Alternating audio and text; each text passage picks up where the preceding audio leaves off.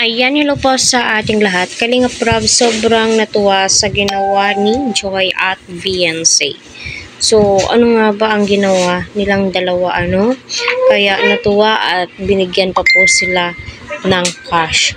So, yan po yung topic po natin. So, unang-una, napakalaking tulong po talaga ang pag-o-online, pagtitinda ng mga online para sa mga beneficiaries.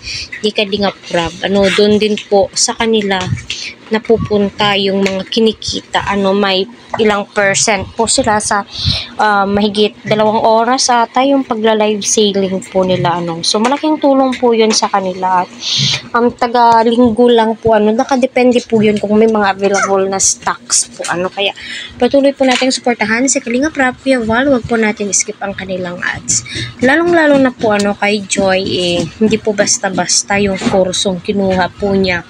Ika nga po nila ay ginto nga daw po ito. So, ayun nga po, para sa akin,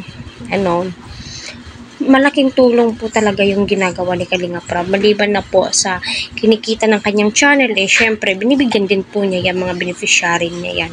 Lalong-lalo na po ngayon itong si Joy, di po basta-basta. Kaya, suportahan na lamang po natin yung sa tingin ni Kalingap Rob na ikakabuti at ikikita ng kanyang channel. Kasi wala naman pong masama sa pag-love team. Kasi alam naman po nila yan kung ano po yung mga boundaries po nila. So, si Beyonce, ay my God, may extra income din po sa pagla-live selling. Ibinigay nga po ni Kalingap Rob yung kay Joy na malaking kita at may palipad pa din po yun. So kay Beyonce, nagbigay din po itong si Kalingap Rob. Diba nakakatuwa yung ganon? Bukod sa nakakatulong na po sila, kita naman po natin yung mga ekstrang palipad ay nagbibigay din po sila, diba? So ayun, kaya patuloy po natin silang suportahan.